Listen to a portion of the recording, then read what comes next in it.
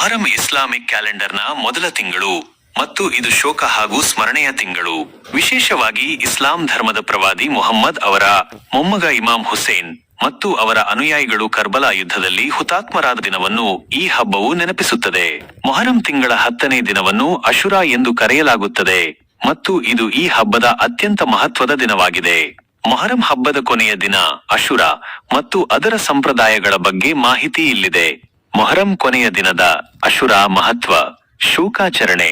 ಅಶುರಾ ದಿನವು ಇಮಾಮ್ ಹುಸೇನ್ ಅವರ ತ್ಯಾಗ ಮತ್ತು ಬಲಿದಾನವನ್ನು ನೆನಪಿಸಿಕೊಳ್ಳುವ ದಿನವಾಗಿದೆ. ಶಿಯಾ ಮುಸ್ಲಿಮರು ಈ ದಿನವನ್ನು ತೀವ್ರ ಶೋಕದಿಂದ ಆಚರಿಸುತ್ತಾರೆ. ಅವರು ಕಪ್ಪು ಬಟ್ಟೆಗಳನ್ನು ಧರಿಸಿ ಯಾ ಅಲಿ ಮತ್ತು ಯಾ ಹುಸೇನ್ ಎಂದು ಜಪಿಸುತ್ತಾ ಕೆಲವೊಮ್ಮೆ ದೇಹ ದಂಡನೆಗೂ ಒಳಗಾಗುತ್ತಾರೆ. ಇದು ಅವರ ದುಃಖ ಮತ್ತು ಗೌರವವನ್ನು ವ್ಯಕ್ತಪಡಿಸುವ ಮಾರ್ಗವಾಗಿದೆ. ಉಪವಾಸ. ಅನೇಕ ಮುಸ್ಲಿಮರು ಸುನ್ನಿ ಮತ್ತು ಶಿಯಾ ಇಬ್ಬರೂ ಅಶುರಾ ದಿನದಂದು ಉಪವಾಸವನ್ನು ಆಚರಿಸುತ್ತಾರೆ. ಇದು ಅಲ್ಲಾಹನಿಗೆ ಕೃತಜ್ಞತೆಯನ್ನು ಸಲ್ಲಿಸುವ ಮತ್ತು ಆತ್ಮಾವಲೋಕನ ಮಾಡುವ ಅವಕಾಶವಾಗಿದೆ. ಕೆಲವರು 9, 10 ಮತ್ತು 11ನೇ ದಿನಗಳಲ್ಲಿ ಉಪವಾಸ ಮಾಡುತ್ತಾರೆ.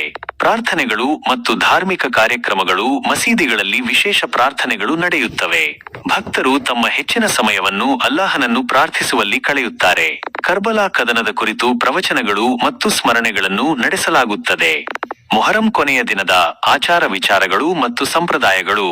ಮೊಹರಂ ಹಬ್ಬ ವಿಶೇಷವಾಗಿ ಗ್ರಾಮೀಣ ಭಾಗಗಳಲ್ಲಿ ಹಿಂದೂ ಮುಸ್ಲಿಂ ಭಾವೈಕ್ಯತೆಯ ಸಂಕೇತವಾಗಿ ಆಚರಿಸಲಾಗುತ್ತದೆ.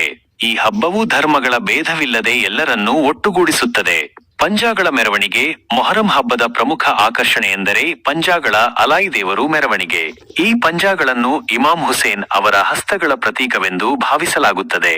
ಕೊನೆಯ ದಿನದಂದು ಸಿಂಗಾರಗೊಂಡ ಪಂಜಾಗಳನ್ನು ಗ್ರಾಮದ ಪ್ರಮುಖ ಬೀದಿಗಳಲ್ಲಿ ಮೆರವಣಿಗೆ ಮಾಡಲಾಗುತ್ತದೆ. ಭಕ್ತರು ಸಾಲುಗಟ್ಟಿ ನಿಂತು ದೇವರ ಅಂತಿಮ ದರ್ಶನ ಪಡೆಯುತ್ತಾರೆ ಮತ್ತು ತಮ್ಮ ಇಷ್ಟಾರ್ಥಗಳನ್ನು ಪೂರೈಸುವಂತೆ ಬೇಡಿಕೊಳ್ಳುತ್ತಾರೆ. ಖತಲ್ ರಾತ್ರಿ ಮತ್ತು ಪಂಜಾ ವಿಸರ್ಜನೆ. ಕೊನೆಯ ದಿನದ ಹಿಂದಿನ ರಾತ್ರಿಯನ್ನು ಖತಲ್ ರಾತ್ರಿ ಎಂದು ಕರೆಯಲಾಗುತ್ತದೆ. ಈ ದಿನದಂದು ವಿಶೇಷ ಪ್ರಾರ್ಥನೆಗಳು ಮತ್ತು ಆಚರಣೆಗಳು ನಡೆಯುತ್ತವೆ. ಮಾರನೆಯ ದಿನ ಪಂಜಾಗಳ ಮೇಲಿನ ವಸ್ತ್ರ ಮತ್ತು ಆಭರಣಗಳನ್ನು ತೆಗೆದು ಪೆಟ್ಟಿಗೆಯಲ್ಲಿಟ್ಟು ಮೆರವಣಿಗೆ ಮುಗಿದ ನಂತರ ಮಸೀದಿಯಲ್ಲಿ ತೂಗು ಹಾಕುತ್ತಾರೆ. ಮುಂದಿನ ವರ್ಷದ ಹಬ್ಬದಲ್ಲಿ ಇದೇ ಪಂಜಾಗಳನ್ನು ಪುನಃ ಬಳಸಲಾಗುತ್ತದೆ.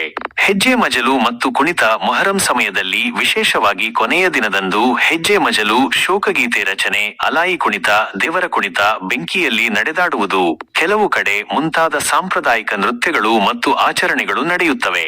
ಇವು ಜಾನಪದ ಕಲೆಗಳ ಒಂದು ಭಾಗವಾಗಿವೆ. ನೈವೇದ್ಯ. ಭಕ್ತರು ಕೆಂಪು ಸಕ್ಕರೆ, ಹೂವಿನ ಹಾರ, ಮಾದಿಲಿ, ಸಕ್ಕರೆ, ಕಾರಿಕು, ಕೊಬ್ಬರಿ ಮತ್ತು ಮಾಂಸವನ್ನು ಕೆಲವು ಕಡೆ ನೈವೇದ್ಯವಾಗಿ ಅರ್ಪಿಸುತ್ತಾರೆ.